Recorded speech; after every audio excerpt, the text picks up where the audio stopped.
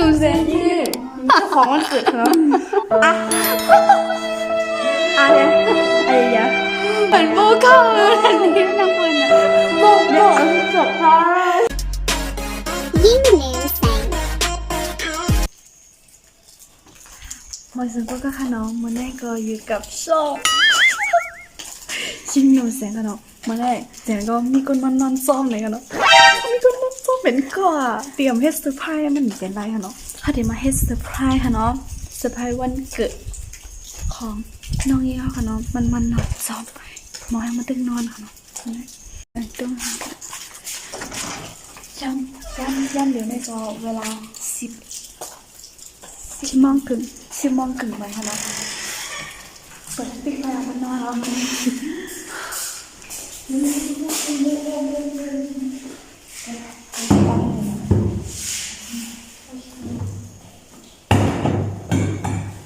เอาก่อนมันนึงเลยไป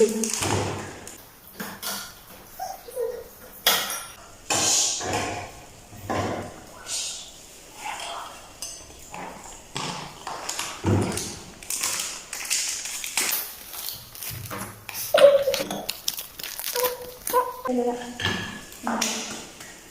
ทำเต้นไหนแต่ถ้าเขาชอบดีเนาะเทียมหันแม่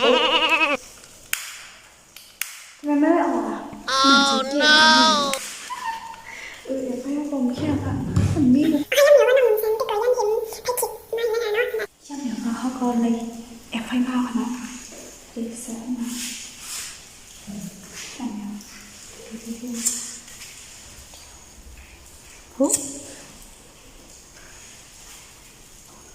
คิดยังไงอะไรก็ได้สักคนเดียว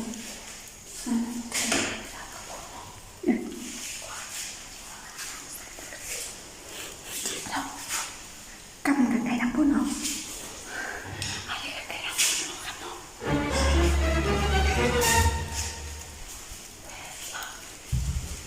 ทำไมทำไกลไปกันไปกันนะไปกันตึกกว่าตายไพ่มาเขาเนี่ยตึกกว่าเปิดไพ่มาเขาบอกแบบเปิดไพ่มาแล้วเนาะแล้วก็เดินดีกว่า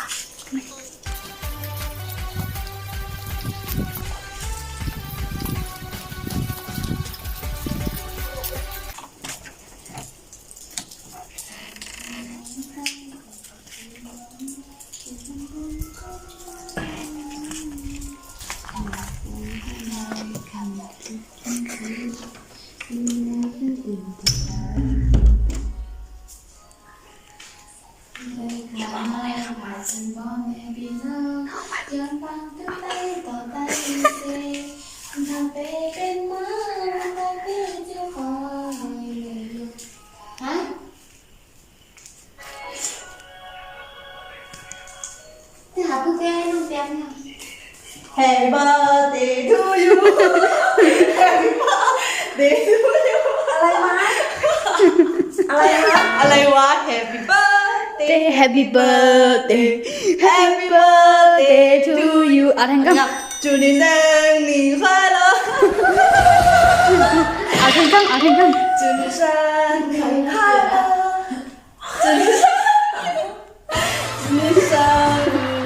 祝你生日快乐มันถังน่ะ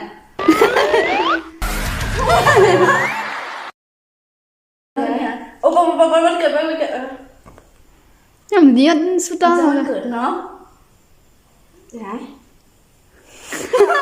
ข้าวเสร็จเคว่าแน่เฮดเลนเฮดเลน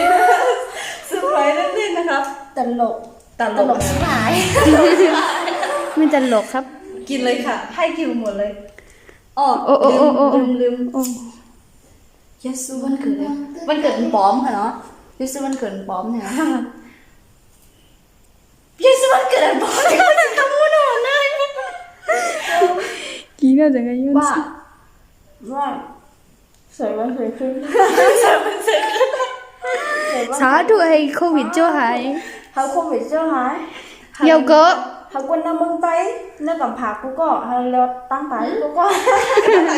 เหรอเราตั้งใจเหรอบัดซื้อบ้าง 2021này khen to hơi tức mi ใส่ใจ sai tới sự bị bắt theoต่อถึง2035ก็ป้ออ่ะ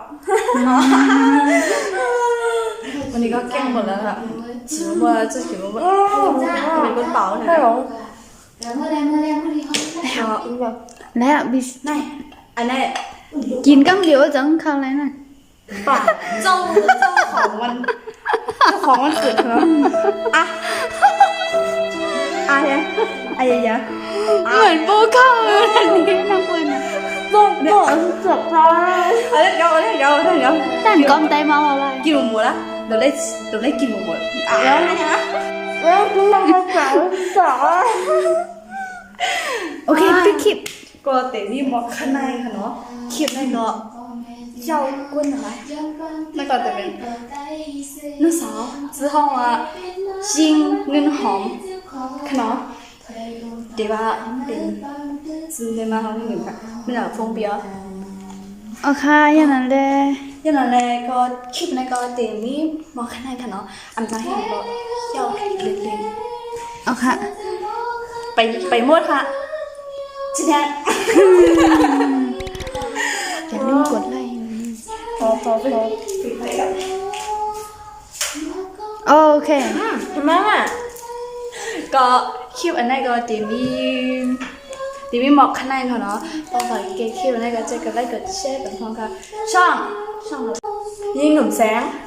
อยู่กับช่องยิงหนุ่มแสงค่ะเนาะก็เกคลิปอันนี้ก็กดไลค์กดแชร์กันพร้อมค่ะ มีลองหางน้อยเฮ็ดให้เกี่ยว